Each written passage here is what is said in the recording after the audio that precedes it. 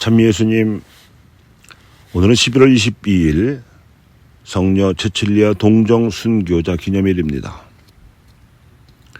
미나의 비유와 이에 담긴 통호의 신비에 대해서 강론 말씀을 드리면서 교회와 그리스도인들의 역사적 책임에 관한 성찰을 나누겠습니다. 우리가 삶이나 일에서 견지해야 할 중요한 목표 중에 하나는 끝을 항상 의식하는 것입니다. 삶의 끝은 죽음이요, 일의 끝은 성과인데 죽음으로 우리의 삶이 어떻게 평가될 것인지, 또 우리가 일한 성과가 어떻게 나타날 것인지를 반드시 의식하며 삶을 영위하고 일을 수행해야 한다는 것이지요. 오늘 독서에서 등장하는 한 유다인 어머니도 마카베오 시대에 헬레니즘 정권으로부터 박해받아 아들 7이 단 하루에 죽어가는 것을 보면서도 박해자를 두려워하지 않고 주님께 희망을 두고 의연하게 죽음을 맞이하도록 아들들을 격려하였습니다.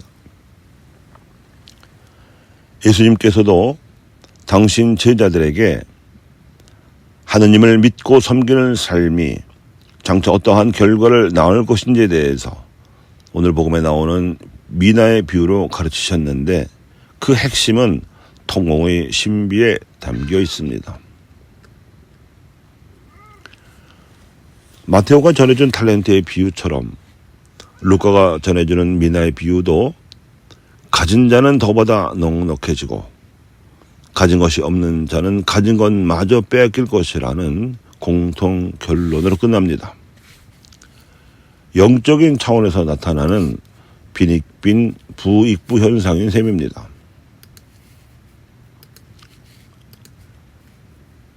가진 것마저 빼앗긴 종은 주어진 미나를 더 불리지 못하고 수건에 싸서 보관해 두었다가 고스란히 반납했기 때문에 악한 종이라는 질책을 받았습니다.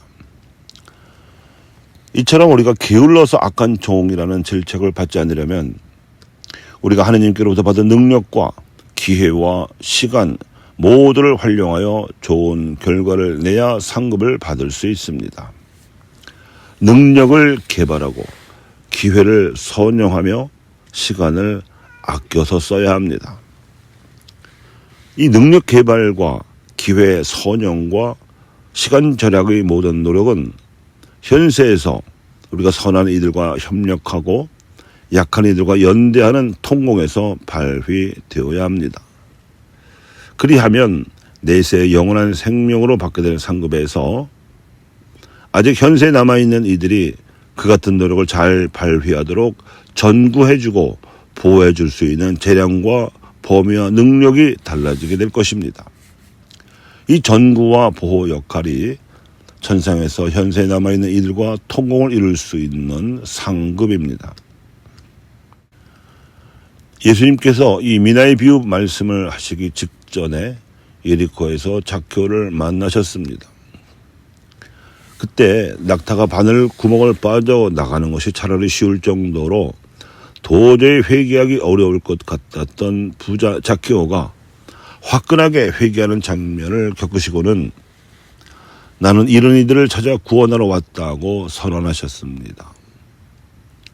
그러니까 작게오 말고도 그와 같이 회개하기 어려워 보이는 이들까지 더 구원하실 것임을 암시하신 터에 그 장소가 예루살렘에 가까운 예리코였고, 또 그때가 파스카 축제가 임박한 무렵이었기 때문에 사람들은 오랫동안 기대해왔던 대로 예수님께서 메시아로서 화려하게 입성하시고 하느님 나라의 왕권을 보란듯이 행사하시지 않을까 하고 잔뜩 기대하고 있던 참이었습니다.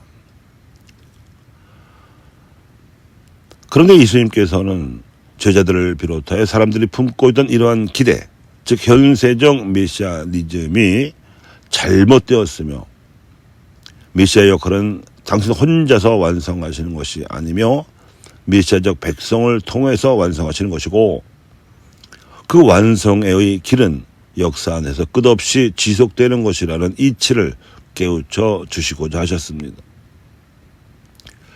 그래서 비유의 가르침에서 하느님 나라의 왕권은 종들의 활약을 기다려 행사됩니다.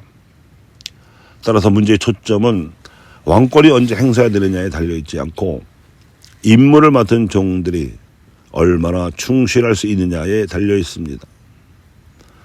그래서 모두 각기 한 미나씩의 임무를 맡았지만 10미나나 5미나를 벌어들인 종들은 그들이 입증한 능력과 선용한 기회와 전략한 시간의 노력에 걸맞는 역할을 부여받을 것이며 왕권이 행사되는 시기는 종들의 이 역할에 의해서 앞당겨지거나 늦춰질 것이라는 말씀입니다.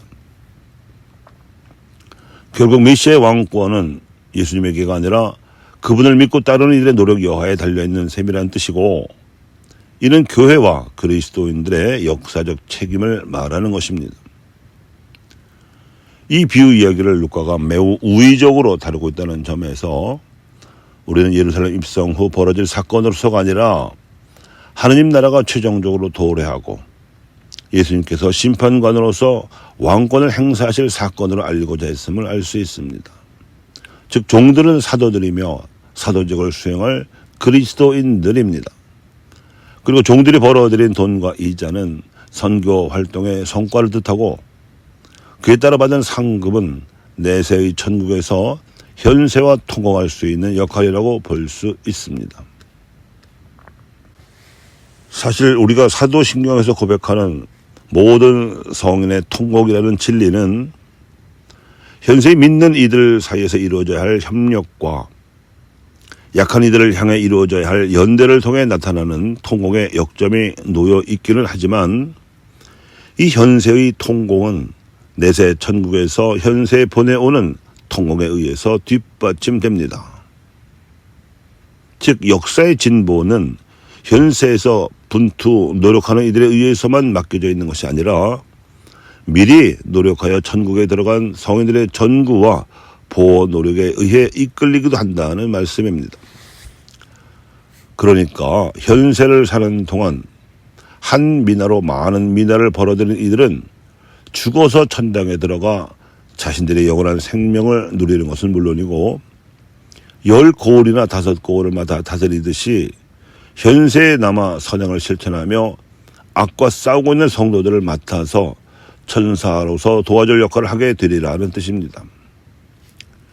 현세적 통곡의 노력을 극대화시킬 수 있는 영적인 통공이라는 신앙 진리의 현실을 계시해주는 메시지가 이 비유의 핵심입니다.